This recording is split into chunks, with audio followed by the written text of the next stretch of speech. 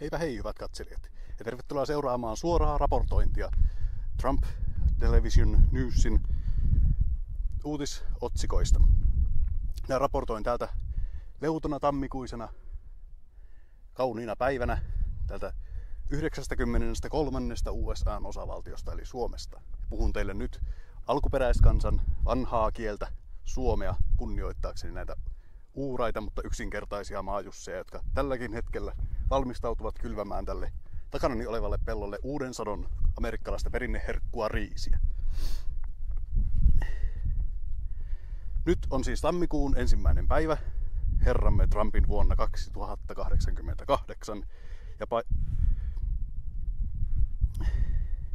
Ja kuten näette, tämä leutotammikuinen vetinen eteläpohjamaalainen ilmasto on mitä sopivin tälle amerikkalaiselle perinneherkun kasvattamiselle.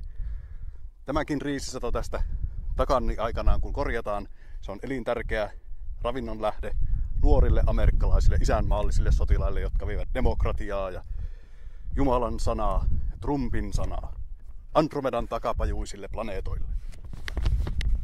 Ja vieläkään ei näillä seuduilla ole merkkiäkään tiedemiesten ja älykköjen jo yli 100 vuotta povaamasta ilmastonmuutoksesta. Tämä on leuto ja täydellinen ympäristö, niin kuin Jumala sen loi 6000 vuotta sitten johtajamme Trumpin suosiollisesta pyynnöstä.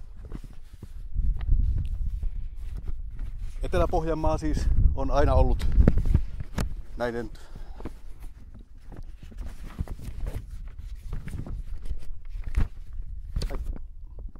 I can't do this. Read the papers, please. No, I really can't.